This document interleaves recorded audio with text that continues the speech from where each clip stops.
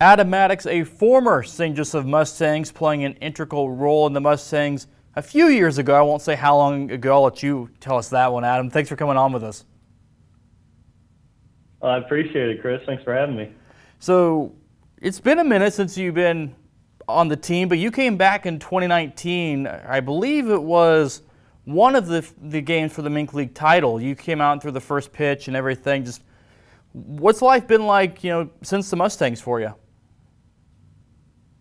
Yeah, and I think you're politely saying I'm old, Chris, so thank you. I was trying to work around it, I guess. That's all right. No, it's been good. I obviously still have a lot of fond memories, so coming back kind of brought a lot of that back. But since Mustangs, I graduated from University of Central Missouri.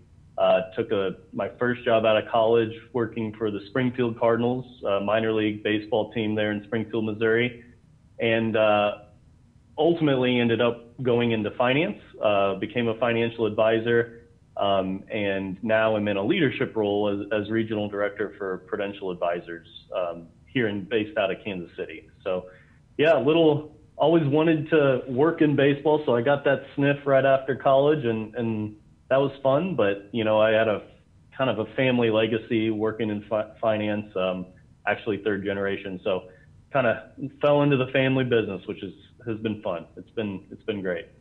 What were you able to do for the Springfield Cardinals there for a little while?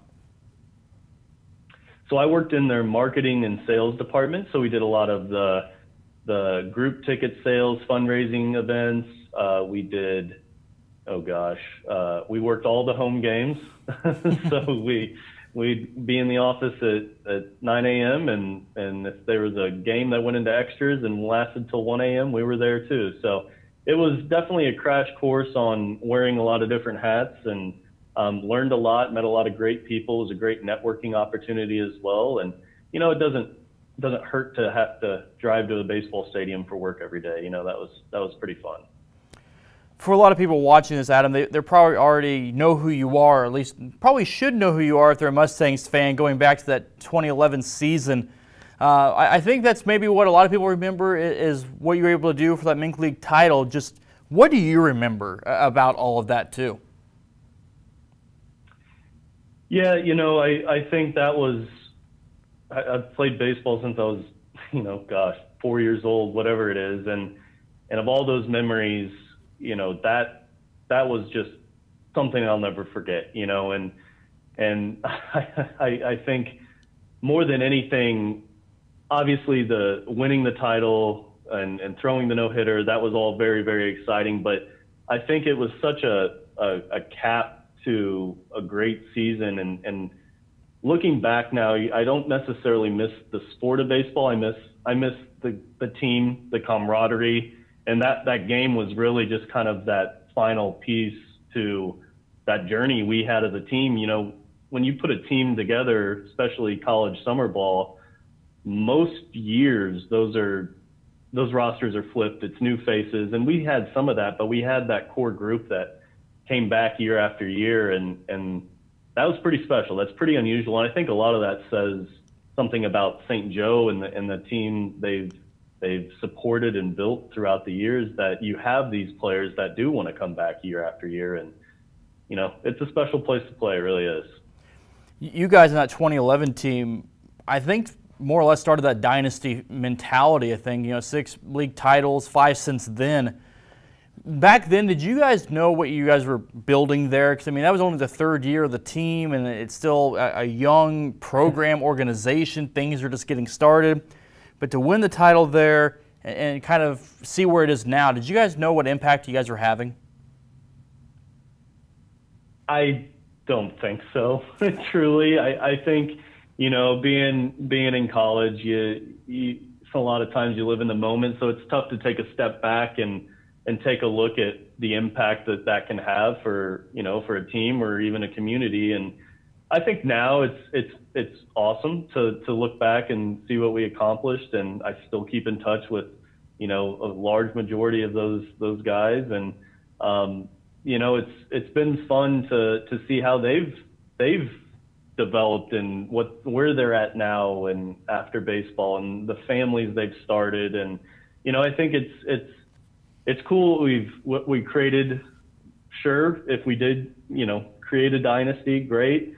But also just those relationships you form throughout the years is something that lasts forever, which is pretty awesome. Now, if I have this right, going back through the archives, you then was the starting pitcher for the season opener that next year, correct? And that was against, I think, the Jayhawk League champion. Is that correct? I believe so, yes. So was that one more nerve-wracking because they're going in? Because I saw something where Rick Montine was talking about this was, 2 league champions battling out to open the season. I mean, usually it was a Van Johnson team that you guys were playing to open up the season. You guys, find another league champion. I mean, just what was that one like? How does that compare to maybe that no-hitter, for the title and everything? Yeah, I think it was different. I mean, it's different, especially being kind of like the beginning of a year. I think it's different having something that ends a year. But I mean, that MINK League title was just a little different. I think that was definitely, nerves were a little more heightened in that one than the Jayhawk League. But still, I mean, it's always in our mind, I think we had the mindset that we were the best in the MINK League, and that wasn't a competition anymore. In our mind, that may not have been true because there were some good teams, but now it was then, okay, well, how do we fare against some of these other leagues? Because, as there's multiple summer ball leagues, and we'll see a lot of them at the NBC World Series when we go there, and they were good. And so I think there was that aspect of, how are we gonna fare against some of these other leagues? And fortunately, we were a pretty good team. Everybody's path to the Mustangs is a little different. What was your path to joining the team? Great question, actually. So I had up to that point I had played in the Kansas City. Mackin Sites had a college summer team, and this kind of speaks to how players jump around in summer leagues. But so I played in the Kansas City team. I then the next summer played it for the Topeka Golden Giants. I'm not even sure if they're around anymore.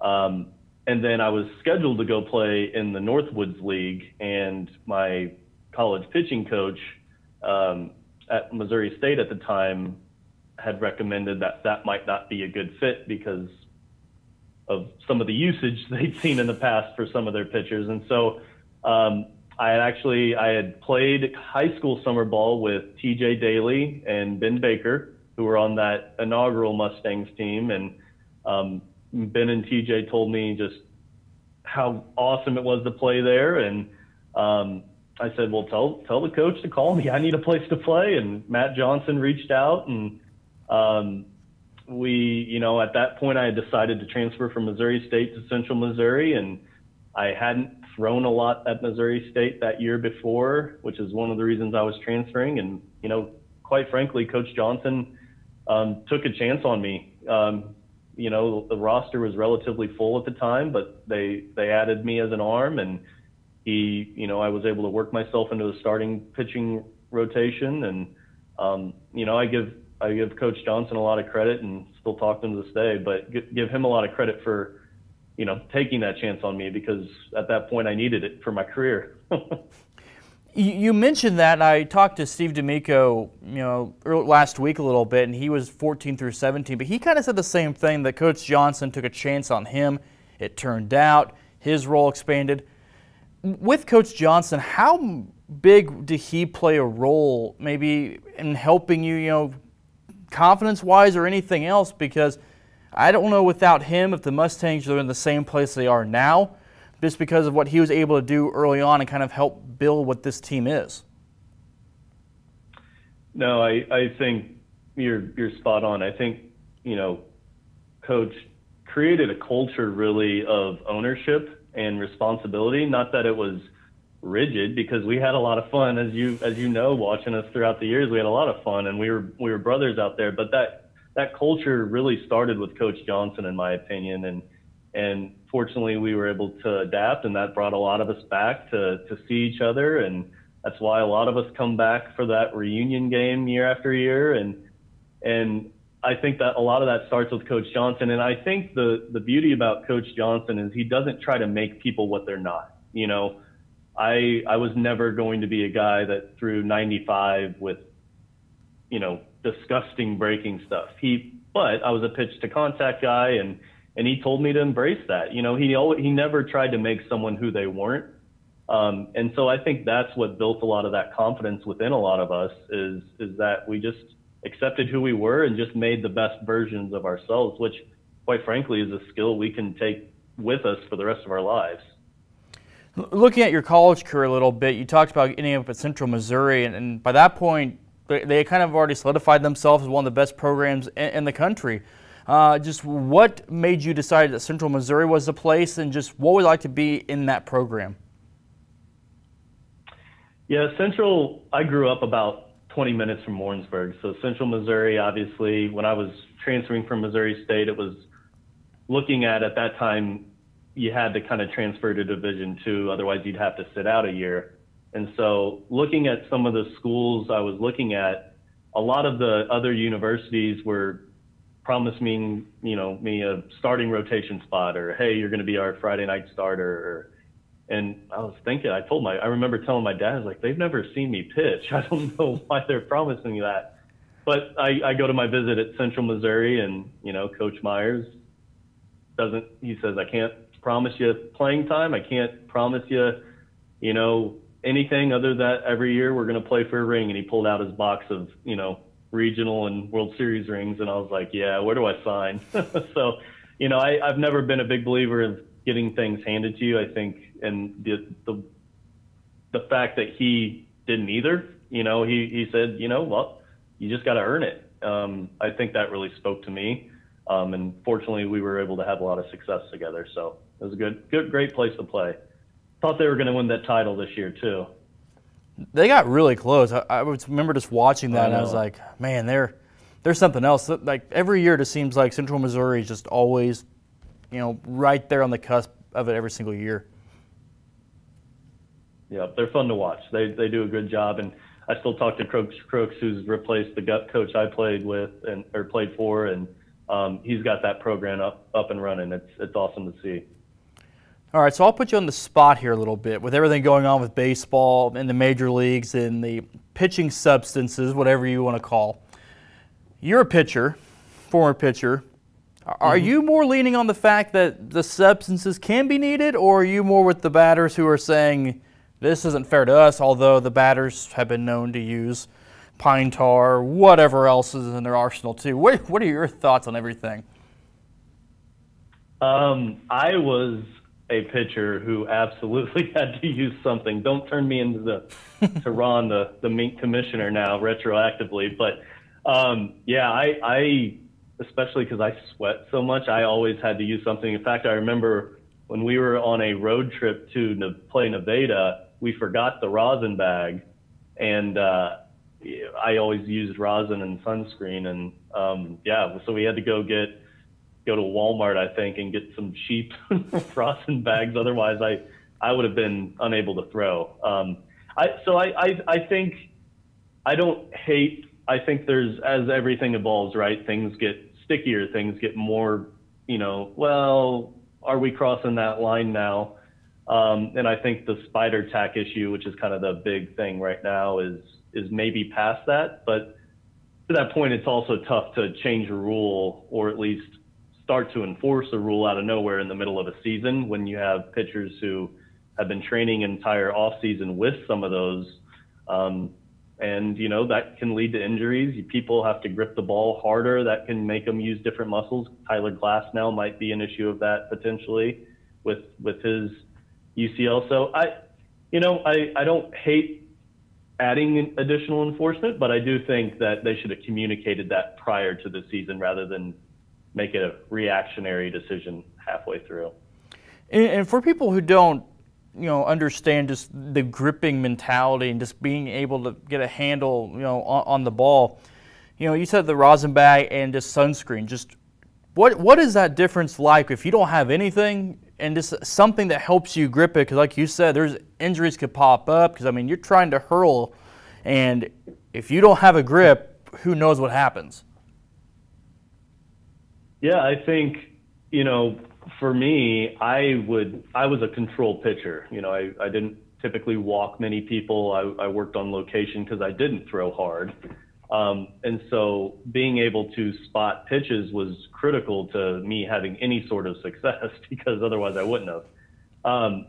So when you lose that feel and a lot of those balls are slick and then you sweat and then they get more slick and you're not able to truly control those pitches, your ball flattens out, it doesn't move as much, and then it's really tough to do well. So having the ability, what it does, it just gives you the ability to now take more control of that, understand how you can, really just hold the ball without feeling like it's going to slip. So it does make a difference. Adam, I'll get you out of here on this one, and I'm not trying to age you again, but for the guys on the roster right now, it's okay. I'm looking at this roster at this point and saying, wow, I'm really old. When you have current Mustangs players, and a lot of these guys are freshmen, sophomores, some older guys too, what's advice that you would give to first-time Mustangs guys, or just guys trying to find the role just in college baseball as a whole too? Yeah, I think one thing I'd say is just take the time, and especially in some of those big games, the Saturday night fireworks, the MINK League games, playoff games, any of the postseason. When you have the crowd and you're in that environment, I think just take time. Obviously, you have to focus on the game, but take some moments to just soak it all in, because it really is such a special place to play. And